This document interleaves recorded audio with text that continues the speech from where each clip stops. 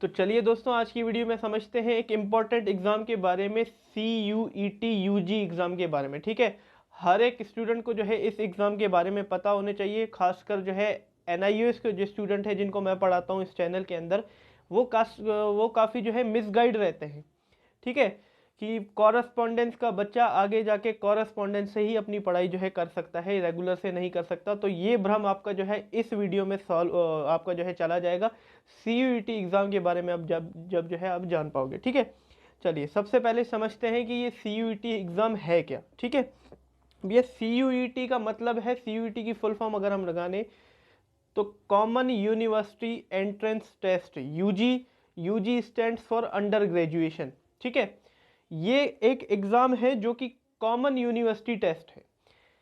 NTA द्वारा ये test जो है, ये एग्ज़ाम कंडक्ट करवाया जाता है। NTA मतलब नेशनल टेस्ट एजेंसी द्वारा ये जो है एग्ज़ाम कंडक्ट करवाया जाता है। और ये नेशनल टेस्ट एजेंसी MOE के अंडर आता है, मिनिस्ट्री ऑफ एजुकेशन के अंडर आता है।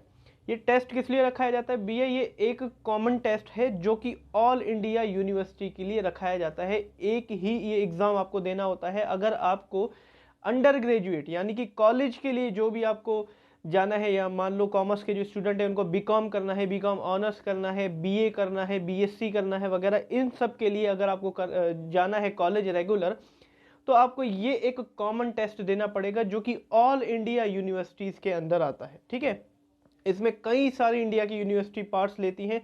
हालांकि अगर हम दिल्ली में रह रहे हैं तो यूनिवर्सिटी ऑफ दिल्ली के लिए आपको यही एंट्रेंस एग्ज़ाम जो है देना पड़ेगा। अगर आपको दिल्ली के अंदर एक जामिया मिलिया इस्लामिया यूनिवर्सिटी है, अगर वहाँ जाना है तो आपको यही एक टेस्ट देना पड़ेगा। ठीक है, कुछ स्टेट्स यूनिवर्सिटी है उनके लिए हम लिस्ट देखेंगे कि कौन कौन सी लिस्ट जो है कौन कौन सी यूनिवर्सिटीज़ के अंदर है। तो आपको अगर यूनिवर्सिटीज़ के अंदर जाना है, कॉलेज में एडमिशन लेना है, तो आपको एक ये कॉमन एंट्रेंस टेस्ट देना पड़ेगा जो कि NTA कंडक्ट करवाता है, नेशनल टेस्ट एजेंसी। CUET की फुल फॉर्म हमने जान ली, क्या थी हमारी CUET की full form? Common university entrance test. एक ही टेस्ट आपको जो है देना पड़ेगा। हालांकि अगर पहले देखा जाए, पहले कुछ यूनिवर्सिटी क्या थी कि अलग अलग अपना अपना जो है एंट्रेंस टेस्ट लेती थी। अगर हम DU की बात करें, यूनिवर्सिटी ऑफ दिल्ली की बात करें, तो वो तो एंट्रेंस टेस्ट लेती ही नहीं थी, वो मेरिट बेस पे जो है एडमिशन दे देती थी। लेकिन गवर्नमेंट ने इसको आगे जाके जो है अच्छे से इम्प्लीमेंट किया, तो ये CU सेट से CUET बन गया। ठीक है, CU सेट से ये CUET बन गया, एक कॉमन टेस्ट रखवा दिया, कॉमन एंट्रेंस टेस्ट रखवा दिया कि अगर आपको कॉलेज जाना है तो इसके लिए आपको जो है CUET क्लियर करना पड़ेगा, और CUET के मेरिट के बेस पे, CUET के स्कोर के बेस पे जो है आपका एडमिशन होगा। तो अगर आप लोगों ने कॉलेज जाना है तो आपके लिए ये एग्ज़ाम बहुत ही इंपॉर्टेंट है। CUET UG का एग्ज़ाम जो है आपके लिए बहुत ज़्यादा इंपॉर्टेंट आ जाता है। चलिए अब बात कर लेते हैं सेंट्रल यूनिवर्सिटीज़ जो कि पार्टिसिपेट है CUET के अंदर। कौन कौन सी यूनिवर्सिटी जो है इसके अंदर पार्टिसिपेट लेती है, और कौन कौन सी यूनिवर्सिटी के लिए आप जो है ये टेस्ट दे सकते हो। वैसे देखा जाए, लास्ट ईयर हम 2022 की बात करें तो लास्ट ईयर CUET UG के अंदर 44 यूनिवर्सिटी ने अराउंड जो है एडमिशन अपना बोले तो पार्टिसिपेट लिया था, जिसके अंदर कुछ स्टेट यूनिवर्सिटीज़ थी, कुछ सेंट्रल यूनिवर्सिटीज़ थी, और कुछ डीम यूनिवर्सिटी भी थी। ठीक है, तो कुछ इसके अंदर जो है डीम यूनिवर्सिटी भी थी। और अगर हम आज की बात करें, 2023 की बात करें, तो हो सकता है इससे ज़्यादा यूनिवर्सिटी जो है इसको पार्ट ले, क्योंकि गवर्नमेंट भी इसे बहुत सपोर्ट कर रही है। तो ये आगे जाके बहुत बड़ा एक जो है एंट्रेंस एग्जाम बनने वाला है। और अगर मैं दिल्ली वालों के लिए बात करूँ तो भैया, दिल्ली वालों की जो मेन गवर्नमेंट यूनिवर्सिटी है उसके अंदर CUET ही है, वो पहले से ही पार्ट बन चुका है। ठीक है, तो दिल्ली वाले तो ये रखे ही ना कि अलग अलग आप यूनिवर्सिटी को जाके एंट्रेंस दोगे या मेरिट बेस पे कोई यूनिवर्सिटी आपको ले। गवर्नमेंट यूनिवर्सिटी की मैं बात कर रहा हूँ, उसके लिए आपको CUET देना पड़ेगा। ठीक है, अगर आपको देखनी है कि कौन कौन सी यूनिवर्सिटी ने पिछले साल पार्टिसिपेट किया था इसके अंदर, तो उसकी लिंक जो है डिस्क्रिप्शन में है, वहाँ से जाके आप लिस्ट निकाल सकते हैं। और अगर मैं दिल्ली वालों की बात करूँ, क्योंकि मैं दिल्ली से हूँ, तो मैं दिल्ली वालों के लिए बात करूँगा, तो उसके लिए जो है मेन यूनिवर्सिटी में बता देता हूँ, जामिया मिलिया इस्लामिया। अगर आपको इस यूनिवर्सिटी के अंदर एडमिशन लेना है, BCom BA BSc किसी में भी कोई भी प्रोग्राम, BA ऑनर्स में आपको लेना है, पॉलिटिकल साइंस में, हिस्ट्री में, किसी में भी लेना है जामिया मिलिया इस्लामिया में, तो आपको CUET का एंट्रेंस टेस्ट देना पड़ेगा। और JNU जवाहरलाल नेहरू यूनिवर्सिटी है हमारी, अगर वहाँ पे आपको एडमिशन लेना है तो उसके लिए भी आपको जो है ये एंट्रेंस टेस्ट देना ज़रूरी है। यूनिवर्सिटी ऑफ दिल्ली हमारी DU जो सबसे फेमस है, इसके अंदर अगर आपको एडमिशन लेना है तो भी आपको जो है CUET का एग्ज़ाम देना पड़ेगा। सेंट्रल संस्कृत यूनिवर्सिटी एक इसके अंदर है दिल्ली की, श्री लाल बहादुर शास्त्री नेशनल संस्कृत यूनिवर्सिटी ये भी हमारी जो है दिल्ली की इसी के अंडर आ जाती है। तो इन सब अगर आपको यूनिवर्सिटीज़ में जाना है तो आपको एक कॉमन टेस्ट CUET का देना पड़ेगा। तो आप इसमें से किसी भी यूनिवर्सिटी के अंदर आप जो है एडमिशन ले सकते हो, लेकिन मैं आपको रिकमेंड करूँगा तो आप जो है यूनिवर्सिटी टारगेट करके चलो, क्योंकि इसके सरकमस्टेंसेस उसकी जो है हम बोल सकते हैं कि एलिजिबिलिटी क्राइटेरिया आप देखो कि क्या क्या चाहिए, जो भी कोर्स है क्या क्या रिक्वायरमेंट है उसकी। तो मैं आपसे यही रिकमेंड करूंगा कि यूनिवर्सिटी को टारगेट करके चलो कि किस किस यूनिवर्सिटी में मुझे एडमिशन लेना है, ठीक है। बात कर लेते हैं अब एलिजिबिलिटी की कि क्या एलिजिबिलिटी क्राइटेरिया है CUET एग्ज़ाम देने के लिए, ठीक है। तो अगर बात करें एलिजिबिलिटी क्राइटेरिया के लिए तो आपकी एज लिमिट कोई नहीं है, कोई भी एज का पर्सन जो है इस एग्ज़ाम को दे सकता है कॉलेज जाने के लिए, ठीक है। एज लिमिट CUET एग्ज़ाम नहीं रखता है, बट अगर जिस यूनिवर्सिटी में आप जाना चाह रहे हो वो यूनिवर्सिटी कोई एज लिमिट रख रही है तो वो आपके ऊपर है, आपको वो देखना पड़ेगा, क्योंकि फिर आप उस यूनिवर्सिटी में एडमिशन नहीं ले पाओगे। लेकिन CUET एग्ज़ाम देने के लिए कोई एज रिस्ट्रिक्शन नहीं है, किसी भी एज का पर्सन CUET का एग्ज़ाम दे सकता है। एक तो ये एलिजिबिलिटी क्राइटेरिया है। दूसरा, आपको 12th क्लियर होना ज़रूरी है, आप 12th पास आउट होने चाहिए, तभी आप जाके अंडर ग्रेजुएशन की ओर जा सकते हो, तभी आप जो है कोई बैचलर डिग्री ले सकते हो। क्योंकि 12th पास आउट नहीं हो तो बैचलर डिग्री आप लोगे कैसे, क्योंकि ये है ही बैचलर डिग्री का एग्ज़ाम। आप देख सकते हो अंडर ग्रेजुएट का एग्ज़ाम है, तो आपको जो है कम से कम 12th पास आउट होना चाहिए कोई भी बोर्ड से। देखिए मैं बात नहीं कर रहा कि सिर्फ CBSE से या कोई पर्टिकुलर बोर्ड्स में बात कर रहा हूँ, किसी भी बोर्ड से आप पास आउट हो 12th के इक्विवेलेंट एग्ज़ाम होना चाहिए, आप CUET का एग्ज़ाम दे सकते हो। NIOS के बच्चों के मन में ये डाउट रहता है कि हमारी यहाँ कोई वैल्यू नहीं है, हम जो है एग्ज़ाम ये नहीं दे सकते, बट NIOS वाला भी बच्चा एक एग्ज़ाम ये CUET का दे सकता है अगर वो 12th पास आउट है। तो कोई भी अगर NIOS का बच्चा ये सोच रहा है कि उसको कॉलेज जाना है तो भैया ये CUET का एग्ज़ाम आपको देना पड़ेगा, ठीक है। 12th पास आउट होनी चाहिए और कोई भी एज लिमिट इसके अंदर नहीं है, ये दो क्राइटेरिया आपकी एलिजिबिलिटी क्राइटेरिया होंगी। और एज लिमिट की मैंने एक और बात आपको बताई, अगर कोई यूनिवर्सिटी एज लिमिट रख देती है तो वो आपके ऊपर है, उस यूनिवर्सिटी में आप नहीं जा पाओगे अगर उससे बिलो या अबव एज के हो आप, ठीक है। तो अगर हम बात करें पैटर्न ऑफ एग्ज़ाम की, तो पैटर्न ऑफ एग्ज़ाम में मैं आपको बता दूं ये CBT मोड में ये एग्ज़ाम होता है, यानी कि कंप्यूटर बेस्ड टेस्ट होता है। आपको एक सेंटर में जाना पड़ता है और कंप्यूटर बेस्ड आपको जो है ये टेस्ट मिलता है, कंप्यूटर में आपको जो है ये टेस्ट करना पड़ता है। और इस एग्ज़ाम के अंदर हमारे जो है सारे MCQ बेस्ड क्वेश्चन होते हैं, आपको कोई सब्जेक्टिव नहीं मिलेगा, सारे ऑब्जेक्टिव क्वेश्चंस होंगे, MCQ बेस्ड होंगे, ठीक है। सारे के सारे उसमें आपको 4 ऑप्शन मिलेंगे, 4 ऑप्शन में से एक चूज करना पड़ेगा, उसमें से आपको जो है टिक लगाना पड़ेगा। हर एक क्वेश्चन जो है 5 मार्क्स कंसीडर करता है, ठीक है। जो भी क्वेश्चन वहां पे आएगा हर एक क्वेश्चन 5 मार्क्स कंसीडर करता है, हर एक सही क्वेश्चन के लिए आपको जो है 5 मार्क्स दिए जाएंगे और हर एक रॉन्ग आंसर के लिए आपका जो है 1 मार्क्स काटा भी जाएगा। ध्यान में रख लेना, हर एक क्वेश्चन का जो है 5 मार्क्स आपको मिलेगा और हर एक क्वेश्चन के लिए आपका 1 मार्क्स काटा जाएगा। और अगर कोई आंसर आप नहीं देते हो, अगर कोई आंसर आप नहीं देते हो तो उस मार्क्स के लिए आपका जो है 0 मार्क्स कंसीडर किया जाएगा, उसमें एक भी मार्क्स आपको नहीं दिया जाएगा। तो ध्यान में रख लेना, एक रॉन्ग आंसर आपके 6 मार्क्स छीन लेगा, क्योंकि 5 तो आपने जो रॉन्ग किया है वो तो अनआंसर तो माना ही जाएगा, 5 तो उसके कट गए, साथ में नेगेटिव मार्किंग एक हो गई, -1 और एक और हो गया। तो हर एक रॉन्ग क्वेश्चन आपका 6 मार्क्स काटेगा, इतना ध्यान रख लेना, ठीक है। अगर आपने आंसर सही किया तो 5 मार्क्स, गलत कर दिया तो भैया वो 6 मार्क्स काट देगा, और नहीं किया तो आपके वही 5 मार्क्स तो है ही, वो तो 0 मिलेगा ही, 5 मार्क्स तो कट ही गए, ठीक है। तो ये हमारा जो है पैटर्न ऑफ एग्जामिनेशन होता है CUET का। अब सबसे इंपॉर्टेंट बात, सिलेबस क्या रहेगा इस एग्जाम का, क्या सिलेबस है, ठीक है। थोड़ा सा ये कॉम्प्लिकेटेड है, इसको जो है ध्यान से समझिएगा कि क्या क्या इसका जो है सिलेबस होता है। सिलेबस ऑफ एग्जाम की बात करें तो इसके अंदर 3 सेक्शन रखे गए हैं, सेक्शन 1, सेक्शन 2 और सेक्शन 3। सेक्शन 1 के अंदर 2 हमारे सब सेक्शन रखे गए हैं, A and B, section 1A, section 1B। Section 1 हमारा जो है लैंग्वेज सेक्शन है, इसमें सारी लैंग्वेजेस आती हैं। सेक्शन 2 हमारा जो है मेन डोमेन है, जिसके लिए आप ये एग्जाम दे रहे हो, मतलब जिस कोर्स के लिए, अगर आप कॉमर्स के लिए दे रहे हो, बीकॉम के लिए दे रहे हो, तो उसमें मेन डोमेन सब्जेक्ट क्या होंगे, अकाउंटेंसी, बिजनेस स्टडीज़ और हमारे जो है इकोनॉमिक्स आपके होनी चाहिए। तो ये मेन डोमेन आपके जो है, जो आपने 12th में पढ़े हैं वो सब्जेक्ट होते हैं। सेक्शन थर्ड हमारा जो है थोड़ा अलग आ जाता है, इसमें हमारा जो है जनरल नॉलेज का टेस्ट लिया जाता है, जीएटी का टेस्ट लिया जाता है, ठीक है, जिसके अंदर जनरल नॉलेज, करंट अफेयर, ठीक है, general mental ability, numerical ability, quantitative reasoning इसके अंदर आती है, ठीक है। ये आपका जीएटी का इसके अंदर मोस्टली टेस्ट लिया जाता है, जो कि हर एक एग्जामिनेशन के अंदर होता है, ठीक है। ये 3 सेक्शन आते हैं। इन 3 सेक्शन में आपको जो है ज़्यादा से ज़्यादा आप 9 पेपर चूज कर सकते हो, ठीक है।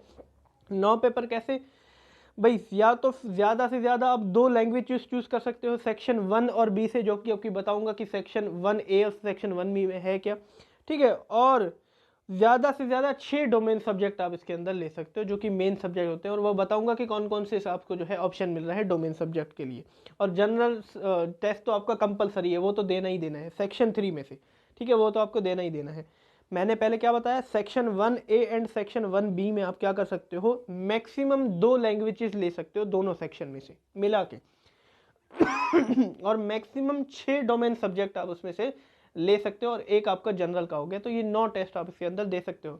अगर आपको ये ऑप्शन चूज नहीं करना तो दूसरा भी एक ऑप्शन आपके सामने रखा गया है, मैक्सिमम आप 3 लैंग्वेज ले सकते हो सेक्शन 1A में और सेक्शन 1B में से, ठीक है। और मैक्सिमम आप 5 डोमेन सब्जेक्ट इसके अंदर से ले सकते हो, और एक हमारा जीके का टेस्ट होगा ही होगा। तो ये मिला के आप इन 2 तरीके से सब्जेक्ट को चूज कर सकते हो। यहाँ देखो बात मैक्सिमम की चल रही है, मिनिमम की नहीं चल रही। कम से कम आपको एक लैंग्वेज लेना तो ज़रूरी है, और मिनिमम की बात नहीं चल रही, या मैक्सिमम की बात चल रही है, फिर आप अपने हिसाब से सब्जेक्ट ले सकते हो, ठीक है। चलिए अब समझते हैं इस सेक्शन के अंदर है क्या। सेक्शन 1A और 1B हमारा जो है लैंग्वेज का सेक्शन है। सबसे पहले हम बात कर लेते हैं सेक्शन 1A और सेक्शन 1B। सेक्शन 1 के ए के अंदर हमारी जो है 13 लैंग्वेजेस आ जाती हैं, जिसमें से वो बच्चा कोई भी लैंग्वेज ले सकता है। और 13 लैंग्वेजेस की अगर हम बात करें तो है तमिल है, तेलुगु है, कन्नड़ा है, मलयालम, मराठी, गुजराती, उड़िया, बंगला, आसामीज़, पंजाबी, इंग्लिश, हिंदी और उर्दू। ये वो लैंग्वेजेस है। मैं बच्चे को यही रिकमेंड करूँगा कि वही लैंग्वेज ले जो उसके जो है 12th के अंदर है, 11th-12th के अंदर है, वही लैंग्वेज वो ले सकता है, ठीक है। इसमें से मिनिमम एक लैंग्वेज आपको लेनी ही पड़ेगी। और 1B की अगर बात करें तो उसमें अदर लैंग्वेजेस आ जाएंगी। अगर ये लैंग्वेज नहीं है तो अदर लैंग्वेज इसके अंदर आ जाती है, जिसमें French, Spanish, German, Nepali, Persian, Italian, Arabic, Sindhi, Sanskrit, Kashmiri और ये कोंकणी, बोडो, डोगरी, ये वाले सब्जेक्ट जो है इसके अंदर आ जाते हैं। आप अगर इंफॉर्मेशन बुलेटिन में जाएंगे सीयूईटी की वेबसाइट में तो वहाँ आपको ये सब दिख जाएगा, ठीक है। तो सेक्शन 1 एंड बी में हमारे जो है लैंग्वेजेस का पार्ट है, और इसके अंदर मैक्सिमम या तो आप 2 ले सकते हो, और या तो मैक्सिमम आप 3 ले सकते हो, जो कि अभी अभी मैंने आपको समझाया, ठीक है, ठीक है। सेक्शन 1 के अंदर, इसके अंदर आपको जो है 50 क्वेश्चन आएंगे। 50 में से आपको 40 अटेम्प्ट करना ज़रूरी है, यानी कि 50 क्वेश्चन आएंगे, उसमें से ऑप्शनल आपको 40 अटेम्प्ट करना ज़रूरी है। और इसके लिए आपको जो है 45 मिनट दिए जाएंगे। सिर्फ सेक्शन 1 की मैं बात कर रहा हूँ सेक्शन 1 की मैं बात कर रहा हूँ, 1A एंड 1B में से, ठीक है। 45 मिनट टू दिए जाएंगे, और 40 में से 50 में से 40 क्वेश्चन आपको अटेम्प्ट करने पड़ेंगे, ठीक है। अब बात कर लेते हैं सेक्शन 2 डोमेन की। डोमेन सब्जेक्ट वो होते हैं जिनके लिए, जिस डिग्री के लिए आप ये एग्जाम दे रहे हो, ठीक है। मोस्टली डोमेन सब्जेक्ट आप वो मान सकते हो जो आपके 12th में है, मेन सब्जेक्ट आपके, जिस चीज़ के लिए आप जा रहे होगे। मान लो कॉमर्स वाला बच्चा क्या करेगा, जाके बीकॉम करेगा, बीकॉम ऑनर्स करेगा, यही करेगा बैचलर डिग्री में। तो उसके लिए आपको अकाउंटेंसी, कॉमर्स, अकाउंटेंसी की बात करें, बिजनेस स्टडीज़, फिर इकोनॉमिक्स आ जाएगा। बाकी जो उसने अदर लैंग्वेज, अदर जो है 12th में सब्जेक्ट लिए हैं, मान लो उसने हम बोल सकते हैं कि उसने पेंटिंग लिया हो, या फिर हम बोल सकते हैं उसने होम साइंस लिया हो, तो ये सब्जेक्ट वो जाके चूज कर सकता है। इसको बोलते हैं डोमेन सब्जेक्ट, जिस डिग्री के लिए वो जा रहा है, ठीक है। मोस्टली बच्चे क्या करें, डोमेन सब्जेक्ट वही चूज करें जो उनके 12th के अंदर है। लेकिन कोई बच्चा ये होता है कि किसी को हिंदी ऑनर्स जाके आगे करना है, तो वो अपनी डिग्री के हिसाब से ये डोमेन सब्जेक्ट चूज करे कि डिग्री के लिए मुझे क्या चाहिए। वैसे अगर आपने हिंदी लैंग्वेज ले ली हो तो हिंदी ऑनर्स के लिए वही बेस्ट है। डोमेन सब्जेक्ट आप वही 12th वाले चूज कर सकते हो, ठीक है। तो डोमेन सब्जेक्ट हमारे ये होते हैं।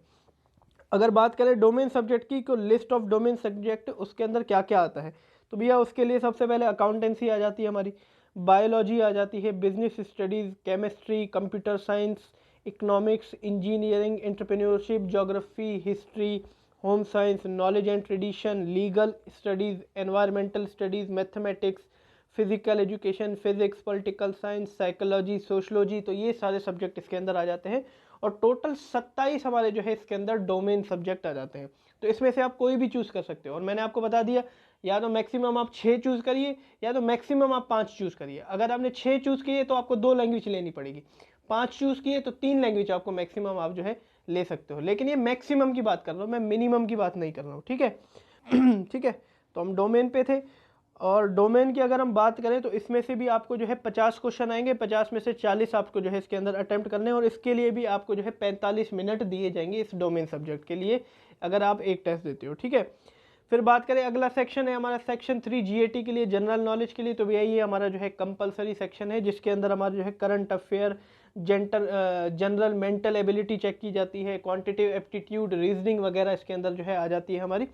और इसके लिए आपको जो है 75 क्वेश्चन दिए जाएंगे, 75 में से आपको जो है 60 क्वेश्चन अटेम्प्ट करने हैं, 75 में से जो है 60 क्वेश्चन आपको अटेम्प्ट करने हैं। और अगर हम बात करें सेक्शन 1 की तो वो 200 मार्क्स का हो गया, सेक्शन 2 वो भी 200 मार्क्स का हो गया, और सेक्शन 3 हमारा जो है 300 मार्क्स का हो गया, ठीक है। तो इस तरीके से आपको जो है क्वेश्चन को जो है अटेम्प्ट करना है, और ये हमारा जो है सिलेबस रहेगा CUET के एग्जाम के लिए। चलिए अब बात कर लेते हैं कि भैया रजिस्ट्रेशन डेट क्या रहेगी इसकी। रजिस्ट्रेशन डेट और एग्ज़ाम डेट्स की हम बात करें अगर इसके अंदर, तो भैया अभी तक इसका जो है 2023 का इंफॉर्मेशन बुलेटिन नहीं आया है। 2022 से ये एग्ज़ाम बहुत पॉपुलर हुआ, और 2022 में पहली बार ये जो है पेपर हुआ CUET का एग्ज़ाम, जिसको SUSET से जो है CUET बना दिया गया था। तो 2022 में इसके पेपर हुए थे, लेकिन अगर हम एक ट्वीट के हिसाब से देखें, ये एक ट्वीट किया गया था जो कि जगदीश कुमार जी से जो है ट्वीट किया गया था, जो कि UGC के चेयरमैन हैं। उन्होंने यहाँ पे लिखा हुआ है कि information of CUET 2023, the application process for the common university entrance test to be conducted between the 21st and 31st of May will start in first week of January. भैया यही समझ लो, आपके एग्ज़ाम जो है 21 से 31 मई के बीच में जो है कंडक्ट हो जाएंगे, 21 से 31 मई के बीच में कंडक्ट हो जाएंगे, और इनकी रजिस्ट्रेशन जो है वो फर्स्ट वीक ऑफ फरवरी स्टार्ट हो जाएगी।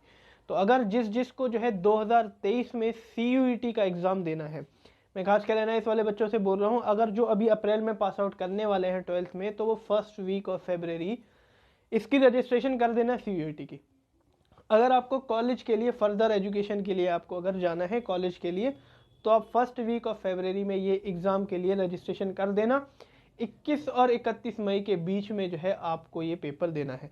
मैं कॉमर्स वालों को बच्चों को पढ़ाता हूँ, तो भैया आप तो 2 डिग्री के लिए जाओगे, या तो BCom के लिए जाओगे या BCom ऑनर्स के लिए जाओगे। तो डोमेन में आपको जो है अकाउंटेंसी, बिजनेस और इकोनॉमिक्स पढ़ना ही पढ़ना है। बाकी जो एक्स्ट्रा आपने जो सब्जेक्ट लिया वो चूज़ कर लेना। मैक्सिमम आप इसके अंदर 5 या 6 चूज कर सकते हो, लेकिन मैक्सिमम आप कर सकते हो, मिनिमम आप यही 3 कर लेना, कोई दिक्कत नहीं है, ठीक है। और लैंग्वेज आप हिंदी इंग्लिश 2 रख लेना, एक लैंग्वेज लेना उसके लिए आपको ज़रूरी है, और थर्ड आप जनरल टेस्ट उसके अंदर दे ही सकते हो, ठीक है। मान लो आपने एक लैंग्वेज ले ली इंग्लिश, डोमेन आप ले लेना अकाउंटेंसी, बिजनेस और इकोनॉमिक्स, और GK तो है ही आपके पास, तो वो इसकी तैयारी आपने करनी है, ठीक है। तो तैयारी अभी से ही आप जो है शुरू कर दो। सिलेबस की बात करें तो भैया CUET की वेबसाइट के अंदर सबके सिलेबस डल रखे हैं। मैं नीचे जो है अकाउंटेंसी, बिजनेस और इकोनॉमिक्स का सिलेबस जो है CUET का डाल दूंगा कि क्या क्या आना है। जो आपने 12th में पढ़ा है वही आना है, 11th 12th के अंदर जो पढ़ा है वही आना है, उसके अलावा कुछ नहीं आएगा।